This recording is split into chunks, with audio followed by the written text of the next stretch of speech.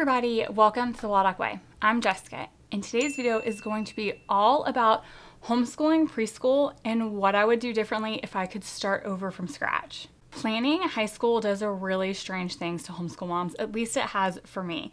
One minute I'm thinking about transcripts and credit hours, and then somehow my mind is traveling down the road of where we all got started. Something about looking at or towards the finish line, it makes me want to reflect back on how we started. And so doing that over the last couple months has really made me kind of think about what I would have done differently. If I could start all over, if I could go back, if I could redo those first 1 or 2 years, what did I do well? And what would I have completely done differently?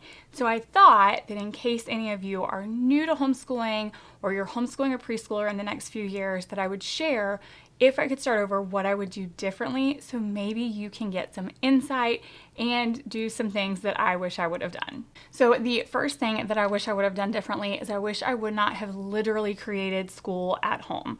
When we first started homeschooling preschool, we have an addition onto our house, and that's our homeschool room, and it quite literally looked like a preschool. Like I could have had 10 to 15 kids here and run a preschool daycare, and nobody would have asked any questions. It was primary colors, it was bright, there was the calendar time thing, there was everything. And every day I was like, okay, let's sit down at the table, let's do our calendar time, let's do this, let's do that. And here's the thing, there's nothing wrong with that, but the problem is I wasn't really enjoying the home part of a homeschool. Like I was like, this is school, we're gonna go down here and we're gonna sit and we're gonna do the school part of it. But I completely neglected the home part of it. The cozy on the couch, the curl up in bed, the fact that we could have snacks, and just everything that makes homeschooling beautiful and wonderful, I absolutely neglected it. So that would be the first thing. Like if I could start over from scratch, I would totally lean way more into the home part and way less into the school part. I also would not have decorated our downstairs as a preschool because that was way more time, money, and effort to undo than I wish I would have spent. The second thing I would do if I could start over is read more books. Now, we did read a lot, don't get me wrong. We read a lot in the early years. We've always read a lot, but books would have been so much more of a fundamental part of our homeschool. I mean, like that would have been the base of everything that we did.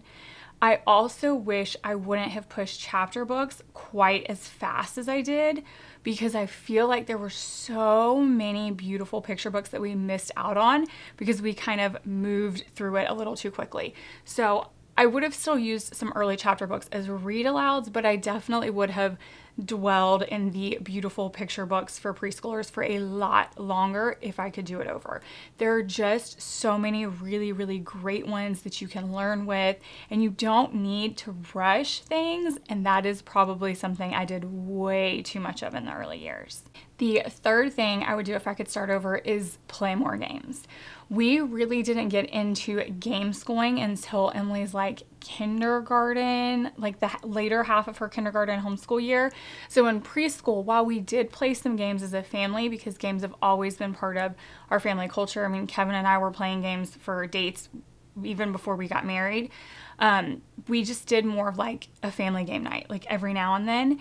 I wish I could go back and really, really enjoy the benefits of game schooling in those early years, because there are so many fantastic games designed specifically for those early years, like where you can learn things like alphabet, numbers, colors, shapes, so many games that are great for fine motor skills. Like there are just so many, and I feel like while we did get to use some of them, and while I did still buy a lot of them even for the kindergarten years, we didn't get to enjoy the longevity that we could have if I had learned about game schooling and played more games in preschool. Like those games would have lasted us a few years if I had done that.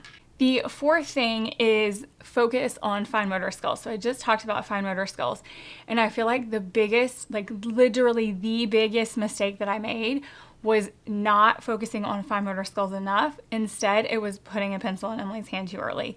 And unfortunately, by doing that, I feel like it led to her being a reluctant writer. She was a reluctant writer for years until I flip the script and let her start typing. And I really, really, truly, in my heart of hearts, feel like a big part of that is because I put a pencil in her hand too early. Instead of letting her develop fine motor skills in more fun ways, like I said, those games that have like the little pinchers, or learning to write in a fun way. For example, my only memory from like preschool, when I was in preschool, was when they would put shaving cream down on the tables and we would write and draw on the tables in the shaving cream. Like, that is one of my earliest memories, and I never did that with Emily. I mean, literally my earliest memory, something that I absolutely enjoyed, and I never did it.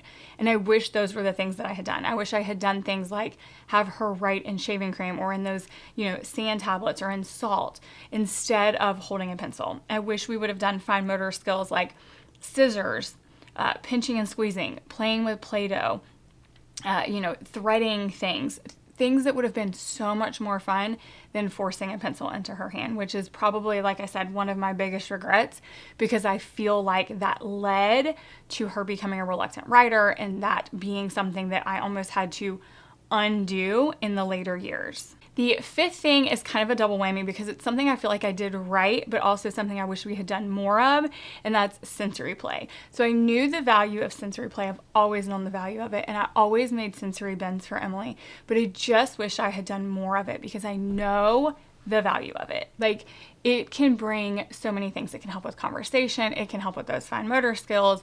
It can help with vocabulary, with all kinds of development.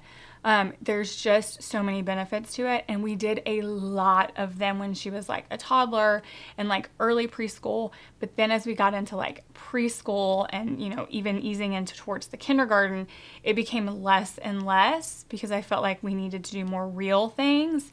And I wish I hadn't have done that, because sensory play in general, I'm talking Play-Doh, I'm talking those, rice bins, water beads, all of those kinds of things have so many benefits. And honestly, I loved setting them up. I don't know why I didn't do them more. Like, I loved dyeing rice and dyeing chickpeas. Like, we had the most beautiful rainbow chickpeas. We had beautiful rainbow rice because I enjoyed doing it.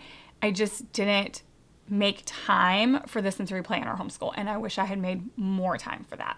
Okay, the one thing that I feel like I did really, really well, and this was even kind of like before I knew what I was doing, was following her interest. That is the only thing I feel like I did super well in the preschool years, and obviously I still could have done more of it.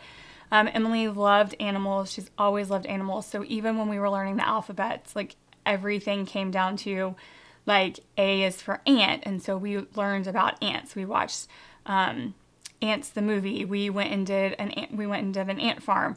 We went outside and observed an ant hill. D was for dinosaurs. We watched dinosaur movies. We learned about dinosaurs. We went to a dinosaur exhibit at a museum. And this was before I even knew unit studies were a thing. All I knew was that she was learning more, and like D says da da da dinosaur, and she was equating it and she was remembering it because I was making it something that she was interested in. And I already learned that it was like a whole family affair, because we were going on field trips together and we were watching movies together, and following her interest and doing that family style learning was so much fun that's where I kept going, even in, like I said, the future years, before I even realized that unit studies were what I was doing, because I didn't know that was a thing. Like, I didn't set out to homeschool long term. In preschool, I was just doing what worked, and that worked. And so I think the one thing that I did well was follow her interest. I could always have done more. I think you can always do more following interest and leaning in to whatever your child is into. But I would say, looking back, that is the one thing that I did really, really well in preschool. And I love that I did it, because the memories that we have, like, for example, we did horse for H, and we went and she got to ride her first horse, and she did like this whole horseback thing, and she brushed them. And like, we have so many fantastic family memories from doing that, and I would not trade that for the world. The things I would have let go of, and I'm hoping that you can let go of too, is the comparing, the over planning, and the nagging worry. So yes, it's preschool, but they're like 3, 4, and 5, depending on when you start preschool.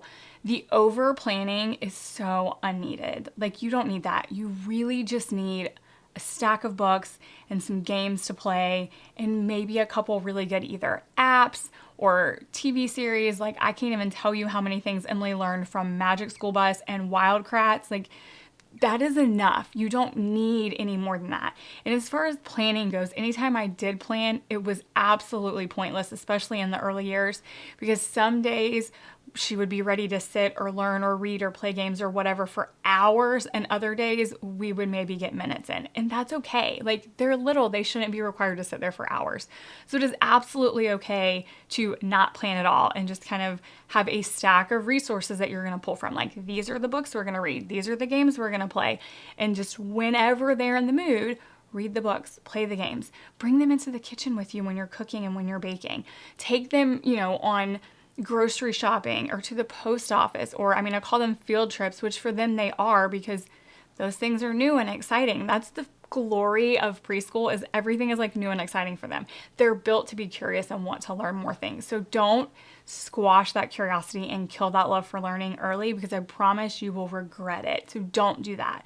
And also, there's absolutely no need to compare. There will be 4-year-olds who are already reading. There will be 7-year-olds who haven't learned to read yet. Like, it's not a comparison game. I promise, when you're sitting at the table planning for high school, you are going to look back and you're going to regret the fun you didn't have, the connections you didn't make, those things that you missed out on. You are not going to regret that you didn't teach them how to read until they were 5 or 6. Like, you're not, I promise. Just trust me on that, because hindsight is 20/20. So do the things that bring you connection, that bring you joy, that make learning fun, because that is what's going to matter. And before you go, if you're homeschooling a preschooler this year, I'm doing a giveaway you're not going to want to miss. I'm giving away everything you need for preschool: books, games, hands-on resources, and even purposeful preschool. So if you've been wondering how to make preschool simple, fun, and actually work, this is the easiest way to get started. Check the link below in the description to enter for a chance to win.